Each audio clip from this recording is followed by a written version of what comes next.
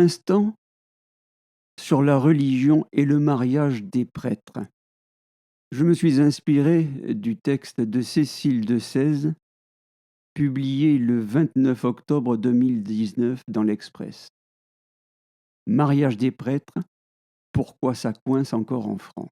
Selon certains spécialistes de l'Église, la demande des évêques d'Amazonie d'ouvrir l'ordination des hommes mariés est un premier pas fondamental vers sa modernisation. L'Église catholique est-elle en train de se réformer? Le 26 octobre, des évêques d'Amazonie ont demandé au pape François d'autoriser l'ordination aux hommes mariés et d'envisager que les femmes puissent devenir diacres. La première requête remet le débat du mariage des prêtres sur le devant de la scène. En France, pourtant, la question semble bloquée. Pour Claude Dargent, professeur en sociologie à l'Université Paris 8, spécialiste des religions, un blocage institutionnel dû en partie à un conservatisme réactionnaire s'est instauré. C'est un système de droite dure, voire d'extrême droite. En France, en Europe, un système établi par Jean-Paul II et Benoît XVI qui ont poussé l'Église vers la droite de la droite, en ont fait une structure ultra-conservatrice, explique Frédéric Martel à l'Express. Mais elle est en train de changer. Nous sommes à un tournant majeur, insiste de son côté Claude Dargent. Les deux spécialistes estiment que les fidèles et l'opinion sont ouverts à la possibilité pour un homme marié de devenir prêtre ou pour un prêtre de se marier, contrairement à l'épiscopat français et au clergé. C'est donc un système qui est défendu par les élites catholiques. Pourtant, il n'en a pas toujours été ainsi, rappelle Frédéric Martel. C'est au Moyen Âge, puis, sous Paul VI, Benoît XVI et Jean-Paul II, que cette tradition a été imposée, puis renforcée. Mais il n'y a aucune règle dans les textes. Il faut rappeler que le célibat des prêtres n'est pas un dogme, mais une règle de discipline, établie au deuxième concile du Latran en 1139. Il interdit le mariage des prêtres, prône le célibat, la chasteté et la continence. Mais les apôtres, notamment Pierre, étaient mariés, renchérit l'historien Philippe Le Villain dans les colonnes du Figaro. Selon Claude Dargent, le fait que des hommes mariés pourront devenir prêtres en Amazonie fera en quelque sorte jurisprudence, car cela deviendra une question de critères théologiques. On ne peut pas l'accepter quelque part et pas partout. Il y aura une pression et je pense que c'est le projet du pape François qui est en guerre contre la fraction conservatrice du clergé, ajoute-t-il. Si le souverain pontife s'est positionné publiquement contre l'ouverture du mariage pour les prêtres en janvier dernier, certains estiment qu'en privé, il veut aller dans ce sens, mais sait qu'il faut avancer petit à petit. Pour Frédéric Martel, il en va même de la survie de l'Église. Le célibat n'attire plus. Les hommes ne veulent plus être prêtres, analyse-t-il. En France, il y a 60 prêtres par rang qui sont ordonnés et 800 qui meurent chaque année. D'ici à 10 ans, il n'y en aura plus, prédit-il encore. D'autant que selon lui, il y a déjà beaucoup de prêtres mariés.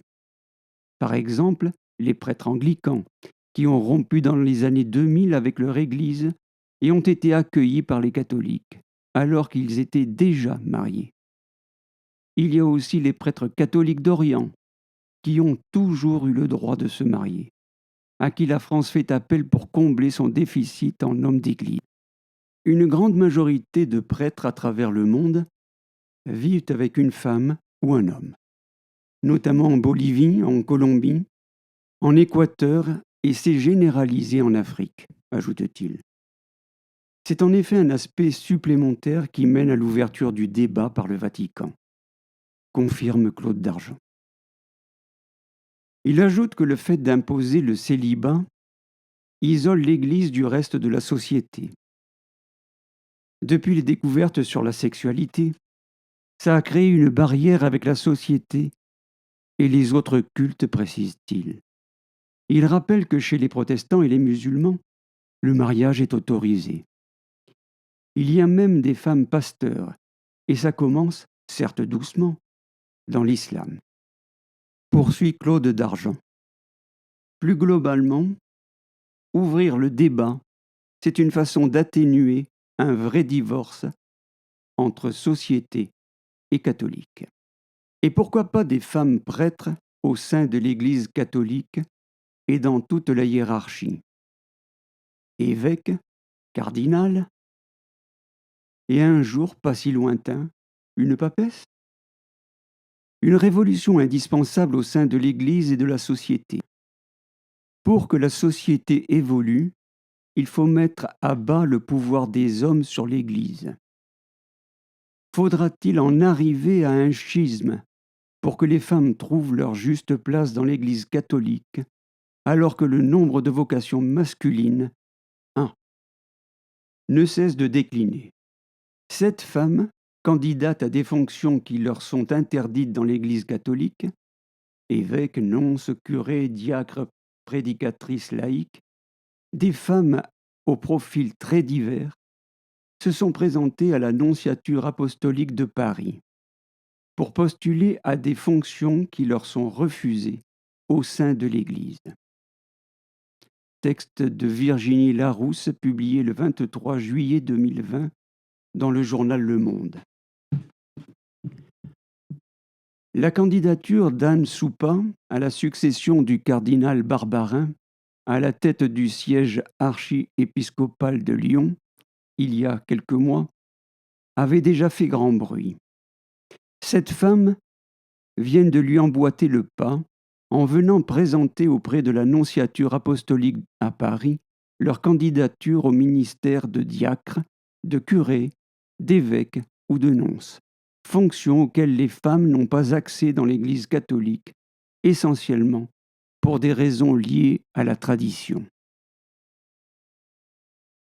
Notre geste n'est ni une revendication syndicale, ni une déclaration de grands principes, mais un acte salutaire de désobéissance à la doxa ecclésiale, précisent immédiatement les candidates. Fédérées au sein du collectif Toutes Apôtres, ces femmes militent depuis plusieurs années au sein de structures qui souhaitent faire entendre cette moitié de l'humanité réduite au silence. L'absence des femmes en situation de responsabilité, que ce soit à la gouvernance de nos paroisses, de nos diocèses, au Vatican ou comme ministres ordonnés, constitue un scandale autant qu'un contre-témoignage de l'Église s'insurgent les intéressés.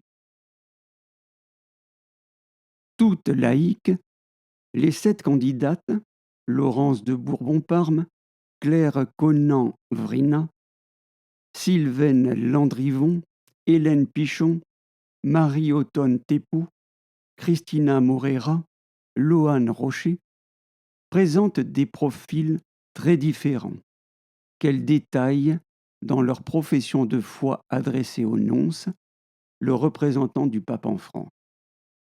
Des profils qui ne cadrent pas vraiment avec les critères de l'Église catholique pour ces ministères.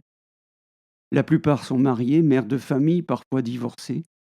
Au civil, elles sont consultantes au sein d'un cabinet de management, maîtresses de conférences, directrices des relations institutionnelles au sein d'une ONG, fonctionnaires territoriales ou thérapeutes spirituels.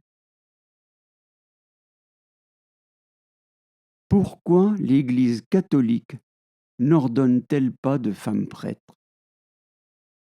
La réponse du père Sagadou, prêtre du Burkina Faso, publiée dans La Croix. L'idée de l'égalité fait que toute discussion entre les hommes est perçue comme une injustice, voire un crime contre les droits fondamentaux de la personne. On en vient alors, sous l'influence du mouvement féministe et de la culture démocratique, à poser la question du sacerdoce en termes de pouvoir et de rapport de force. Derrière le refus de l'Église catholique d'ordonner des femmes prêtres, on veut voir la volonté farouche de la part du clergé de garder le pouvoir. Les quelques lignes qui suivent apporteront-elles un éclairage suffisant sur cette question? C'est ce que nous espérons. Jamais dans l'histoire aucune femme n'a été ordonnée prêtre catholique. Selon le Code de droit canonique de 1983, seul un homme baptisé reçoit validement l'ordination sacrée. Et pourquoi donc? Eh bien parce que, affirme Jean-Paul II, l'ordination sacerdotale par laquelle est transmise la charge, confiée par le Christ à ses apôtres, d'enseigner, de sanctifier et de gouverner les fidèles, a toujours été dans l'Église catholique depuis l'origine exclusivement réservée à des hommes. Jésus était un homme et n'a appelé que des hommes auprès de lui parmi les 12 apôtres. Nous voici donc devant une première réponse qui trouve son fondement dans la tradition de l'Église catholique. Ensuite, deuxième élément, l'Église considère que quand le prêtre célèbre, il agit en la personne du Christ, lequel était un homme. Beaucoup critiquent cet argument en disant que la femme peut aussi agir en la personne du Christ. Enfin, troisième élément, l'Église considère qu'elle ne doit pas s'écarter de ce qui vient de Jésus et des apôtres. Elle veut donc rester fidèle à cette tradition. Faut-il penser que l'Église verse dans la discrimination? Pas du tout. Puisque, hormis les ministères ordonnés, évêques, prêtres, diacres, toutes les fonctions dans l'Église catholique sont ouvertes aux femmes. D'ailleurs, en matière de transmission de la foi, d'animation paroissiale et liturgique, l'apport des femmes est considérable aujourd'hui partout dans l'Église. Pour rendre compte de la place de la femme dans l'Église, les analyses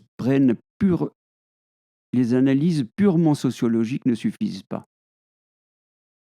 Tout récemment, dans son livre intitulé Lumière du monde, le pape Benoît XVI a abordé cette question en ces termes.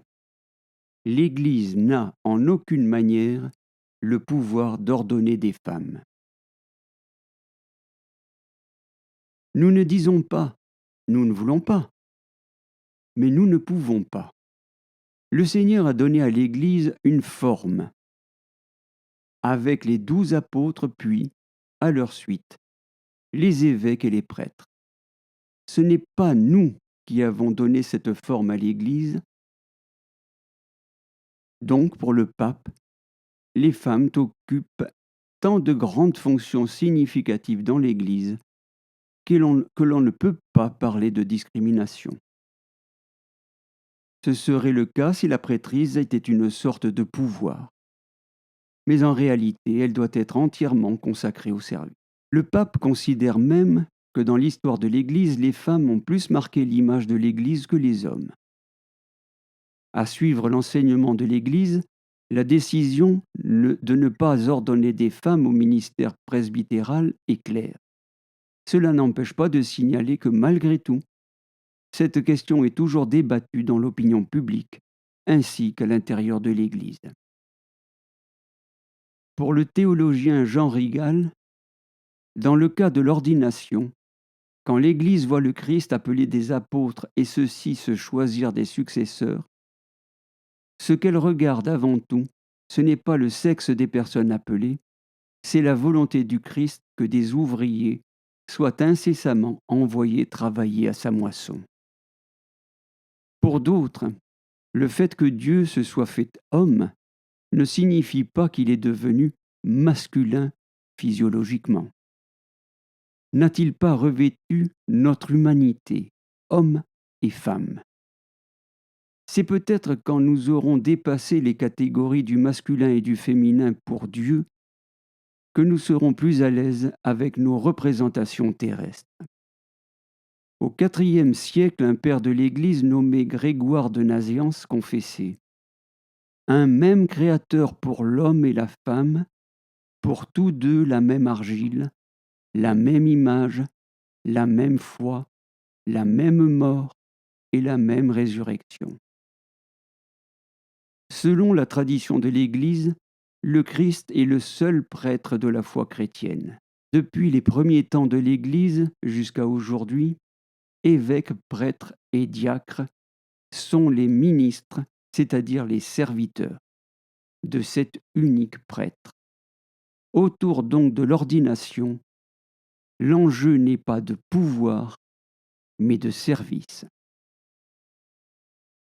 Mon avis personnel, la solution résiderait-elle dans la refondation d'une Église gallicane qui accepterait en son sein la nomination de prêtres mariés et de prêtresses mariées ou non. D'autre part, le prêtre, la prêtresse, est un porteur de parole, un serviteur de l'Évangile. Il n'est pas et ne prétend pas être un saint. Les leçons de l'Église anglicane. Les églises anglicanes sont dites autocéphales, chrétiennes, totalement indépendantes de toute autorité papale. Leur théologie est néanmoins définie en fonction des adhésions à un ou plusieurs conciles christologiques des premiers siècles de l'Église. C'est au XVIe siècle que le roi Henri VIII d'Angleterre se sépara de Rome et du pape, formant ainsi une confession indépendante qui se retrouve aujourd'hui principalement en Angleterre et dans les anciennes colonies de ce même pays. Quelle différence entre entre anglicanisme et catholicisme romain? Malgré une organisation épiscopale commune, de nombreuses différences sont notables. Contrairement à l'Église catholique de Rome, l'Église anglicane n'a pas conservé le cardinalat ni la papauté. Les diacres, prêtres et évêques ont le droit d'avoir des enfants et ou de se marier, et ce, avant ou après leur ordination. Aujourd'hui, une des plus grandes distinctions réside dans la possibilité aux femmes d'être ordonnées prêtres, mais également évêques, suite à l'approbation de l'Église anglicane depuis le mois de juillet 2014. Le Vatican considère toujours l'ordination de femmes comme un accroc à la tradition apostolique et oublie que la femme est l'avenir de l'homme et que les femmes constituent la moitié de l'humanité. Nous nous privons de cette richesse. Je ne suis pas convaincu que les adhérents de l'Église anglicane aient moins l'accès au paradis que les bons catholiques que nous sommes. À quand l'institution en France d'une Église gallicane aussi autonome que l'Église anglicane, quitte à ce que, en parallèle, des prêtres français de l'Église de Rome continuent à pratiquer le célibat et que les femmes n'y aient pas accès à la prêtrise.